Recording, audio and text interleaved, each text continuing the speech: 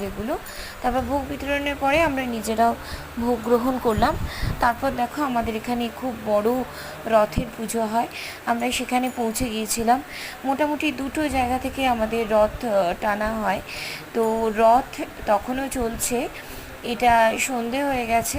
তো আমরা রাস্তায় বেরোতেই জগন্নাথ দেবের দর্শন পেলাম। খুব ভালো, মানে সৌভাগ্য, কপাল না থাকলে এই রকম এক চিত্র চোখের সামনে আমরা দেখতে পাই না। তো আমরা রথের সাথে গেলাম, তারপর যেখানে রথের পুজো হচ্ছিল সেখানে গিয়ে দেখলাম ঠাকুরকে খুব সুন্দর করে সাজিয়েছে। আমি আর মিঠি রথের জায়গা একটু ঘুরে দেখলাম, খুব ভালো লাগলো। দেখো কত সুন্দর করে সাজিয়েছে ঠাকুরকে। তোমাদের কাছে সেই চিত্র তুলে ধরলাম। চলে আসবো নতুন একটা ভিডিওর সাথে।